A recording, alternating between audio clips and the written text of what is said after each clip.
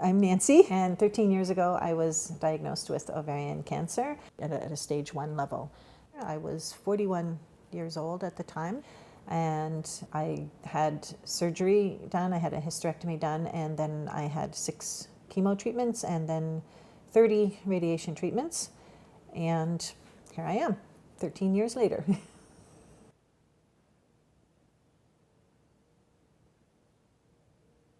Well, it started back in 1997, I guess, and my periods got longer and then heavier and then longer and heavier, to the point where I was bleeding continuously.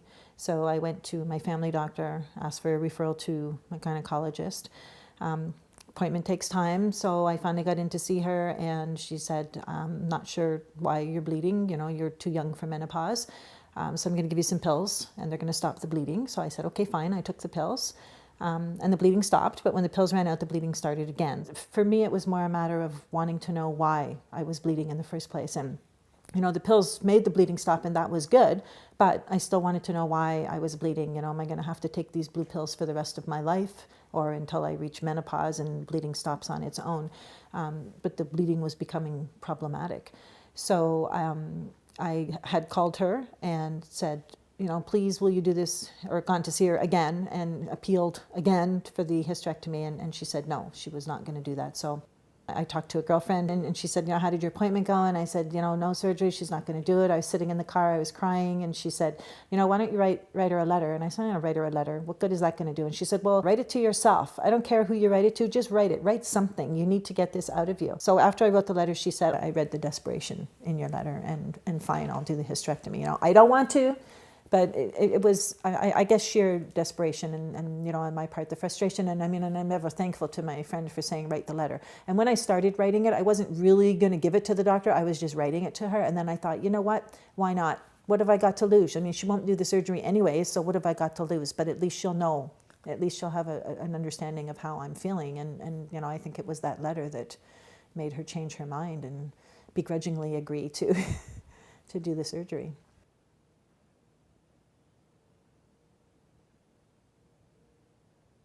She said, we got the results back.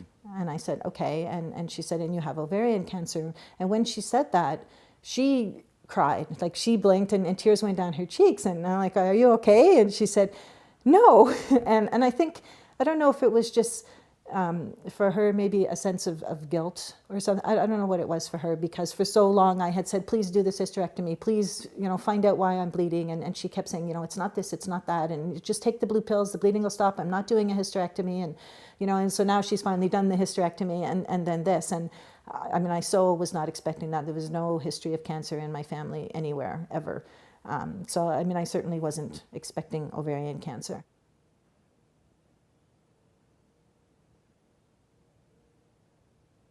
When I got my diagnosis, my younger son was 14, and I thought, well, I better tell him. I said, we went to see the doctor this morning, and he said, yeah, what did the doctor say? And I said, the doctor said that I have ovarian cancer.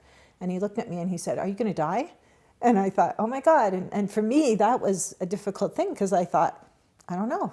Like, when I said, so what's the plan? Well, we're going to do surgery again on Friday, and then you're going to go down there and you're going to see this gynecologist, oncologist. She's the best there is. And they're going to do treatment, and, they're going to talk about that. So it was all good. It was all very positive. Things were happening, and it was going to be good. And he said, are you going to die? And I thought, well, I'm not planning on it, but I don't know. I don't think so. I think the rah just came from the fact that it was just a general rah, like, well, you got cancer, we're going to beat this, regardless of what was going to happen.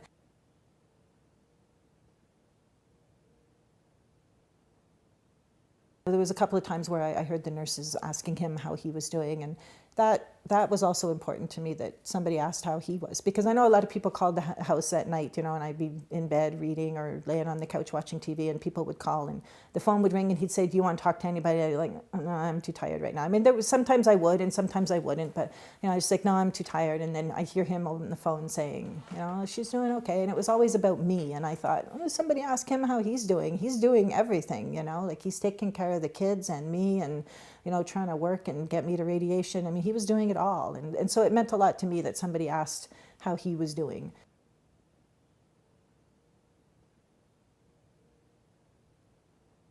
I'm one of those people who would always say, I am woman, and someone calls and says, what are you doing? I say, everything. I am woman, I'm doing everything. But I think the thing that surprised me the most was with my older son, the one who has special needs, that he was 18. Well, when he turned 18, I was still going through my radiation. And we were living in a house that had a basement apartment. And I said, you have to move into the basement. And he said, I don't want to. And I said, too bad.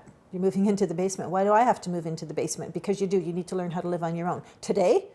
And I said, no, tomorrow, on the weekend, we're going to do it. You're going to move into the basement. I went upstairs and I said to my husband, he's going to move into the basement this weekend. Because for some fleeting second, I thought, I'm going to die, and you're going to have to take care of him. So he needs to learn how to do that on his own, because you can't do that. Not that, he hadn't done everything throughout the whole process, with swimming and hockey and cooking and cleaning and laundry and driving. And I mean, he was doing his role and mine and then some, because there was this whole cancer thing thrown in on top of that. So, I mean, not that he couldn't have figured it out, but I was always the primary caregiver. Not always was, I still am the primary caregiver for him. And, very often my husband will say to me, well, I need to know what's going on. I know you do everything, but you don't tell me anything, and I don't know what's going on. So I just had this fleeting vision that I'm going to die and he's going to have to take care of him. And oh boy, so no, you have to move into the basement. I think when I look back, that was the thing that surprised me the most, that was very impulsive of me. I'm not very often impulsive, but I'm glad I did it. I'm not sorry about it, and he does quite nicely down there on his own now. And so I'm not sorry that I did it, but it was very impulsive, and that was why I did it, because I thought, I'm going to die.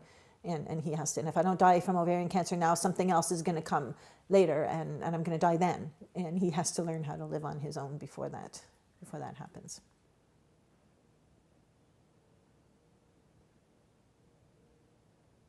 What I took away from it was my perseverance.